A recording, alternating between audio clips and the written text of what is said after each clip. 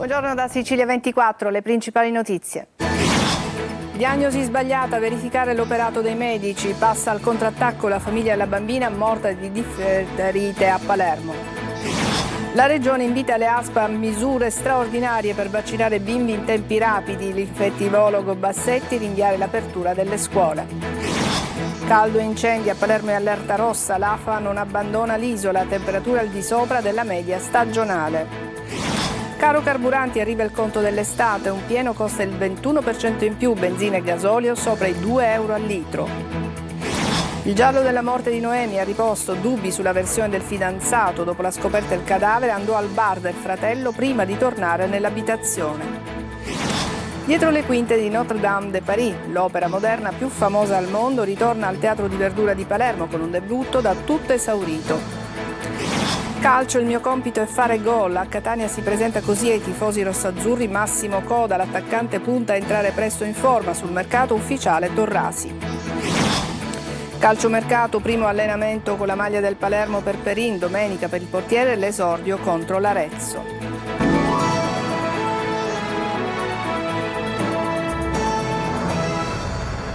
Bentrovati. La diagnosi sulla piccola Anna Rosa è stata sbagliata. Lo afferma la famiglia della bambina morta di difterite a Palermo, che chiede di accertare eventuali responsabilità dei medici dei 3 ospedali di Palermo che l'hanno avuta in cura.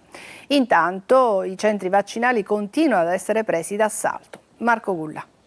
Dopo la morte della piccola Anna Rosa Bartolotta è ormai scontro aperto sulle responsabilità. I genitori della bambina non vaccinata e morta per difterite puntano il dito contro i medici dei 3 ospedali che l'hanno avuta in cura. Diagnosi sbagliata, ribadisce anche l'avvocato della famiglia ai nostri microfoni. La prima diagnosi è stata quella di tonsillite con stati febbrili, quindi è stata somministrata la cura in questo senso.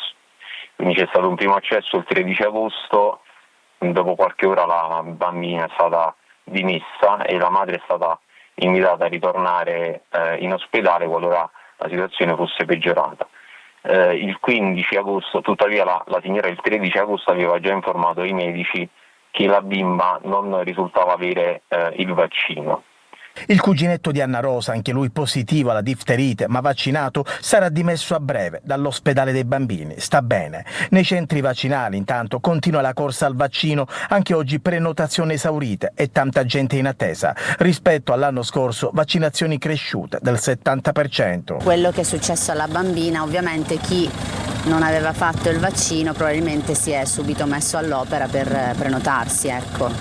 C'è molta paura, tant'è che secondo me c'è molta più folla, però che dire, io ho sempre rispettato le date, le vaccinazioni, mi dispiace che prima ci deve essere il precedente, prima di attivarsi un po' tutti. L'ultimo ritornerà quando avrà 5 anni. Okay. Lei ha paura, signora, per quello che è successo? Io seguo le istruzioni dei medici, bisogna vaccinare i bambini. E a Sicilia 24 interviene il professore Bassetti, direttore del reparto malattie infettive del Policlinico di Genova, che dice oggi mandare a scuola i bambini in Sicilia non è sicuro. Emanuela Corsi. Avere l'85% di copertura vaccinale nei confronti della difterite sono numeri di un paese del Centrafrica. Numeri da paese in via di sviluppo. L'infettivologo Matteo Bassetti interviene sul caso difterite scoppiato in Sicilia, dove la copertura vaccinale arriva all'85%, al di sotto della soglia che garantisce l'immunità di gregge. Oggi andare a scuola in Sicilia con queste coperture vaccinali non è sicuro. Non è sicuro per quei bambini che o non si possono vaccinare per problemi di salute o in cui la vaccinazione non funziona perché sono ad elevato rischio di epidemie. Alla vigilia del nuovo anno scolastico, il direttore del reparto malattie infettive del Policlinico San Martino di Genova lancia quindi la proposta di rinviare l'inizio delle lezioni, soprattutto nelle scuole primarie, per consentire alle autorità sanitarie la verifica delle coperture vaccinali. Avere dei bambini non vaccinati in una scuola è veramente rischiare di creare dei grossi focolai, quindi la mia, che naturalmente è una provocazione, vuole riportare l'attenzione di tutti che è stata in qualche modo forse non adeguatamente considerata sul tema delle vaccinazioni e sul tema della scuola. Sul tema dei vaccini poi Bassetti richiama la politica e le istituzioni. Oggi sento il ministro Valditara che parla di mettere l'obbligo di insegnare l'italiano ai genitori stranieri, ma dovrebbe forse far rispettare una legge che già c'è in Italia, che è l'obbligo vaccinale per chi va a scuola. E adesso arriva il pugno duro della Regione sull'obbligo vaccinale in età pediatrica. Con una circolare alle ASP è stata disposta l'apertura di tutti i centri vaccinali, nuovi orari estesi a procedure per convincere i genitori a vaccinare i bambini, ma anche, nei casi estremi, la denuncia all'autorità giudiziaria di chi elude l'obbligo. Manlio Viola. Misure straordinarie sul territorio e pugno di ferro contro chi continuerà a non rispettare l'obbligo vaccinale in età pediatrica. Dopo la morte della piccola Anna Rosa per difterite, la regione siciliana decide per un intervento duro. Con una circolare inviata dall'assessore e dal dirigente generale del Dipartimento Osservatorio Epidemiologico a tutte le ASP e ai pediatri siciliani si dispongono numerose novità. Sul fronte dell'assistenza, approvvigionamenti di vaccini, centri vaccinali aperti dal lunedì al sabato dalle 8 alle 18, nuovi centri vaccinali in ogni casa di comunità. Quelli esistenti inoltre dovranno eseguire i vaccini anche in assenza di prenotazioni. Le ASP dovranno riaprire quelli chiusi dopo il Covid e, se manca il personale, ricorrere ai pediatri. Le stesse ASP dovranno stilare gli elenchi dei non vaccinati e fornire ai pediatri che dovranno operare per convincere le famiglie. Se non riescono, segnalare l'inadempienza alle stesse ASP. I genitori verranno convocati per fornire ogni spiegazione, ma se verrà opposto un veto alla vaccinazione, le ASP dovranno procedere alla segnalazione all'autorità giudiziaria. L'azione riguarda l'obbligo vaccinale in età da 0 a 6 anni non solo per la difterite, ma tutti i vaccini obbligatori per legge. Un intervento urgente per arginare la deriva antivaccinista iniziata dopo il Covid e che mette a rischio i bambini siciliani. Intanto venerdì 28 si insedierà la task force regionale che dovrà occuparsi proprio del monitoraggio della situazione vaccinale e degli eventuali correttivi al sistema.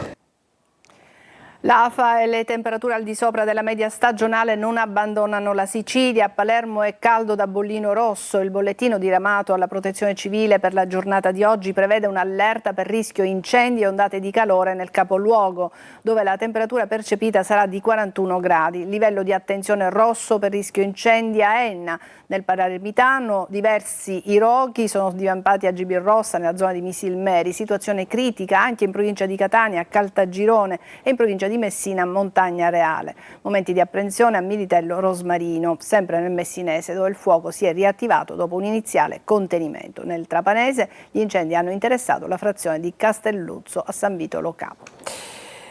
E adesso parliamo del caro carburanti. È sul tavolo del Consiglio dei Ministri l'ipotesi di prorogare per alcuni giorni il taglio delle accise. In realtà lo ha fatto di 17 centesimi e infatti sino al 5 settembre è stata prorogata questo taglio. Questa estate gli italiani hanno speso il 21% in più per fare il pieno rispetto all'anno scorso, costi che gravano sui bilanci delle famiglie. Sentiamo Veronica Barbarino.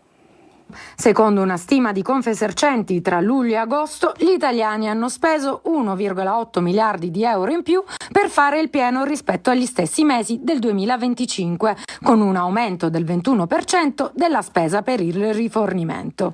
In pratica, per un pieno da 50 litri, rispetto a un anno fa, servono circa 14 euro in più per un'auto a benzina e oltre 20 euro in più per una a diesel. Un aggravio che pesa sui bilanci delle famiglie, soprattutto in Sicilia, dove la dipendenza dall'auto privata resta elevata. Secondo i dati del Ministero delle Imprese e del Made in Italy, nell'isola il prezzo medio regionale dei carburanti si attesta oggi a 2,02 euro al litro per la benzina e 2,15 euro per il gasolio. L'aumento dei prezzi arriva infatti in una regione nella quale il costo della mobilità è già condizionato dall'insularità, dalla carenza dei collegamenti alternativi alla strada e dalla necessità per i cittadini, lavoratori e turisti di utilizzare l'automobile per gran parte degli spostamenti. La nostra è un'isola dove il trasporto pubblico non sempre rappresenta una reale alternativa all'automobile. E c'è anche un effetto cascata. Il rincaro del gasolio infatti aumenta i costi dell'autotrasporto e della distribuzione delle merci, costi che potrebbero tradursi nel rialzo del carrello della spesa. La proroga del taglio delle accise quindi può offrire un sollievo immediato, ma per gli automobilisti e le famiglie la vera risposta resta un intervento più strutturato e duraturo. Ossa umane, 2 teschi e arti sono stati trovati dentro un bidone della spazzatura all'interno del cimitero di Marsala. A denunciarlo pubblicamente, postando una foto e un commento sul suo profilo Facebook, è stata la consigliera comunale Eleonora Milazzo. E a Trapani si è svolto un vertice in prefettura per fare il punto sulla contaminazione dell'acqua distribuita dal comune in alcune zone del capoluogo. Il sindaco Giacomo Tranchida ha confermato che il fenomeno è circoscritto ad alcune strade già individuate in 2 ordinanze sindacali e che sono in corso accertamenti da parte delle ASP per verificare l'efficacia degli interventi effettuati sulla rete idrica. Il comune ha inoltre formalizzato la costituzione del COC, il centro comunale che coordinerà il servizio sostitutivo con le autobotti. Nel corso dell'incontro è stato deciso di coinvolgere attraverso l'ATI gli altri comuni della provincia e la regione per ottenere ulteriori mezzi e personale per potenziare il servizio sostitutivo. E adesso passiamo al giallo di riposto sulla morte di Noemi. È stata trovata impiccata e con la casa in fiamme. I carabinieri stanno vagliando la deposizione del fidanzato che non convince. L'autopsia servirà per sciogliere tutti i dubbi. Giusy Lazzara. Non si è suicidata, lo continuano a dire i genitori di Noemi Pellizzeri, la donna trovata impiccata nella sua casa in fiamme a riposto. I carabinieri stanno sentendo il fidanzato e vagliando la sua versione di quello che è accaduto il 23 agosto. L'uomo ha raccontato agli investigatori di essere andato in casa della donna trovandola morta e invece di chiamare subito il 112 è andato nel bar del fratello della vittima raccontando ciò che aveva visto e poi insieme sono tornati nella casa, trovando i vigili del fuoco intervenuti per l'incendio. Circostanza tutta da verificare. Intanto sarà l'autopsia eseguita nell'Istituto di Medicina Legale del Policlinico di Catania a sciogliere i dubbi sulla morte di Noemi. Si attende anche l'esito dei test tossicologici e istologici per rilevare la presenza di sostanze tossiche o traumi e lesioni. E si fa strada anche la pista che l'incendio sia doloso ed appiccato quando Noemi era agonizzante. È stata trovata infatti con i piedi che sfioravano il pavimento. Le fiamme sarebbero partite dall'area dell'ingresso, lontana dalla camera da letto dove la giovane è stata trovata impiccata. Gli investigatori, che mantengono il massimo riserbo, non escludono alcuna pista, compresa quella del femminicidio. E adesso le indagini sul clamoroso furto delle opere di Antonello da Messina al museo. Gli inquirenti stanno verificando il racconto di uno dei custodi in servizio la notte di Ferragosto, segnato da diverse contraddizioni. Prende corpo l'ipotesi di un furto su commissione. Le telecamere intanto confermano che i custodi erano tutti presenti al museo al momento del furto. Cade dunque l'indiscrezione secondo la quale uno si fosse allontanato per partecipare alla festa della Vara. Ilaria Mangano. Ormai è certo, dietro il clamoroso furto delle opere di Antonello da Messina al museo a Cascina c'era un basista. Non convince gli inquirenti il racconto di uno dei 4 custodi in servizio la notte di Ferragosto. Troppe le falle nella ricostruzione dei tempi, troppe le divergenze rispetto alle versioni degli altri colleghi. La sua posizione è al vaglio della magistratura, anche se non trova conferma l'iscrizione nel registro degli indagati per false informazioni al pubblico ministero. Gli investigatori vogliono capire se la squadra di turno fosse composta soltanto da incompetenti oppure se qualcuno abbia spianato la strada ai malviventi. Durante l'audizione, infatti, un impiegato ha ammesso di aver spento l'allarme credendo che si trattasse di un falso contatto. Che la banda abbia colpito a colpo sicuro appare ormai certo. I 2 ladri sono entrati da un accesso laterale sfruttando la confusione legata alla processione della Vara. Ma l'ispezione disposta dalla regione siciliana parla chiaro. Gli allarmi funzionavano, a tradire sono stati i protocolli di sicurezza. Mentre il Dipartimento dei Beni Culturali valuta i procedimenti disciplinari nei confronti dei custodi già trasferiti in altre sedi, la polizia stringe il cerchio. Sono al vaglio i filmati dei giorni precedenti per individuare eventuali sopralluoghi e i tracciati delle celle telefoniche. Esclusa la pista mafiosa, si fa strada un'unica certezza. Visto la totale non commerciabilità delle opere, probabilmente si è trattato di un furto su commissione. A Siracusa la Guardia di Finanza nel periodo estivo ha rafforzato i controlli in tutta la provincia su immobili adibiti a bed and breakfast e case vacanze. Complessivamente nel corso di oltre 50 controlli sono stati accertati incassi non dichiarati al fisco per oltre 800.000 euro. Adesso una pausa, tra poco.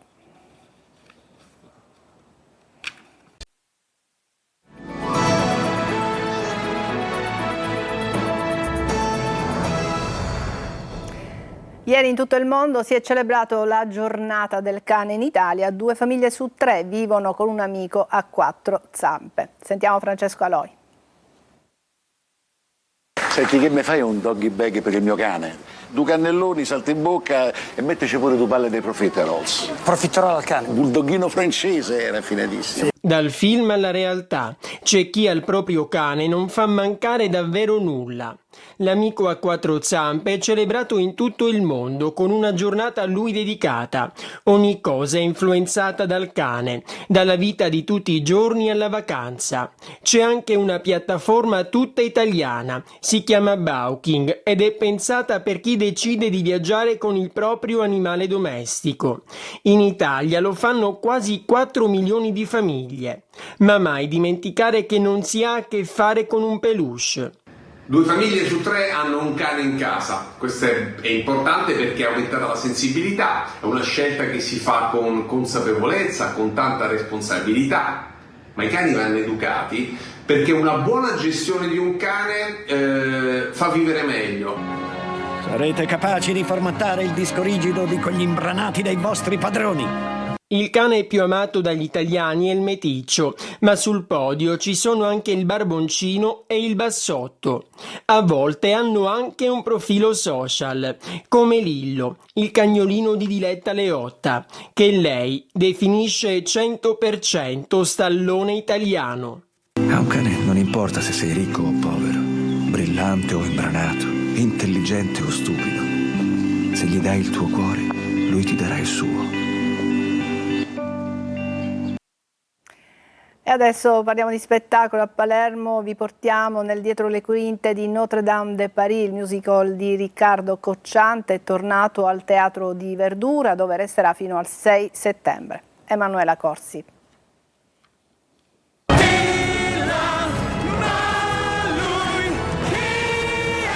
La cattedrale di Notre Dame, le sue antichissime statue gotiche, i costumi di scena. Siamo a Palermo, nel backstage di Notre Dame de Paris, l'opera popolare moderna più famosa al mondo che ritorna al Teatro di Verdura con un debutto da tutto esaurito e un interminabile standing ovation finale. Il ritorno in Sicilia del musical, firmato da Riccardo Cocciante e scritto da Pasquale Panella, non è soltanto un evento teatrale, ma una vera e propria celebrazione. Sono passati quasi 25 anni dal debutto dell'opera e il pubblico palermitano ha risposto con lo stesso entusiasmo della prima volta. A vestire i panni di Quasimodo, il gobbo di Notre Dame è sempre Jody Tonno. Siamo molto felici, personalmente io frequento Palermo, lo dico da tanto tempo, ormai da più di 20 anni. E Laida Dani è invece la zingara Esmeralda, per la prima volta in scena a Palermo. Sono emozionata, devo dire la verità. Ogni tanto cambia la scena mia preferita, può essere Zingara perché è il primo momento in cui mi confronto col pubblico ed è sempre emozionante, può essere Vivere per amare. Zingara.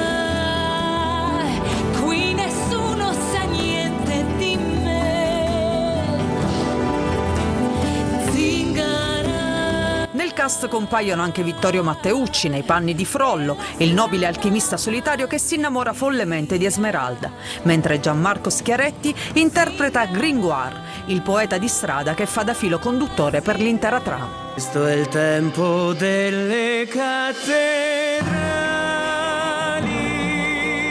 la pietra si fa, statua, musica e poesia.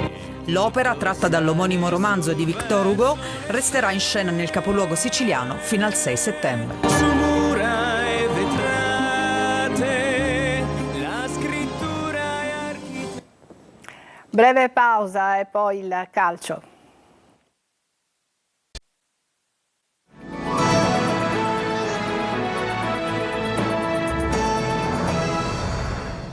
Eccoci al calcio, il Catania ha presentato il nuovo attaccante Massimo Coda sul mercato ufficiale, l'arrivo di Torrasi. Marco Carli.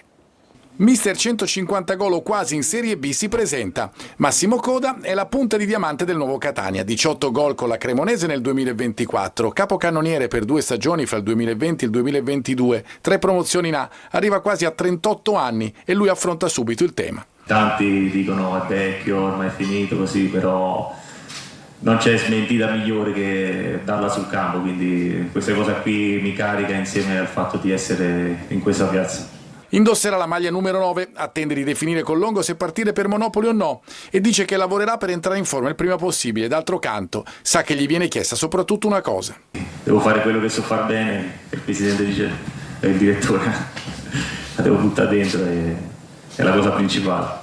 Avrà anche un ruolo nello spogliatoio per esperienza e qualità, oltre che nel trascinare i più giovani. Parla di Catania, i tifosi sono stufi, dice dobbiamo fare la svelta per provare a vincere. E a proposito del campionato commenta: in casa comunque dobbiamo cercare di sbagliare il meno possibile e penso che questa è stata l'ultima sconfitta, vedremo, però so che ci sono delle trasferte molto insidiose che fai giocare su campi veramente difficili, quindi sarà quella la difficoltà, rimanere sempre concentrati, pareggiare l'aggressività degli altri, perché sicuramente per stare qui a Catania significa che hai qualità superiori. Annunciato anche che gli abbonati entreranno con un ingresso unico a €2 per la partita di Coppa con il Savoia di mercoledì prossimo. Sul mercato, ufficiale l'arrivo di Torrasi, confermata la durata del contratto, 2 anni fino al giugno 2028.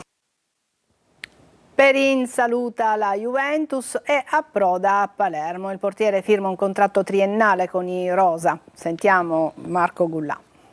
È ufficiale, il portiere Mattia Perin è rosanero. Il Palermo ha comunicato di aver acquisito dalla Juventus le prestazioni sportive del calciatore. Perin si trasferisce a titolo definitivo legandosi al club di Viale del Fante con un contratto pluriennale. Un portiere d'esperienza che rappresenta un grande colpo di mercato per il Palermo. Perin ha accettato la destinazione rosanero dopo che la Juventus ha puntato su Vicario. L'estremo difensore, nel corso dell'amichevole in Australia d'agosto tra Juventus e Palermo, aveva proprio difeso la porta bianconera contro quelli che da oggi saranno i suoi nuovi compagni. Perin esordirà domenica nel match che il Palermo giocherà ad Arezzo alle ore 19. Mercato de rosanero che però non è ancora del tutto chiuso. Osti vorrebbe regalare a Pippo Inzaghi un altro rinforzo in attacco, un'alternativa a Poyampalo. Si raffredda però la pista che porta Christian Spendi del Cesena. Resta viva invece la soluzione Gabrielloni del Como. In uscita Brunori è ormai virtualmente un nuovo calciatore dell'Ascoli. Sul mercato ancora Giassi ed Eduaron, ma per entrambi non sono arrivate offerte importanti. Con la valigia in mano anche Blen. Su di lui c'è un timido interesse del Cesena. Ci fermiamo qui, è tutto per questa edizione di Sicilia 24. Il prossimo appuntamento, ve lo ricordo, è alle 14. Grazie per averci seguito, buona giornata.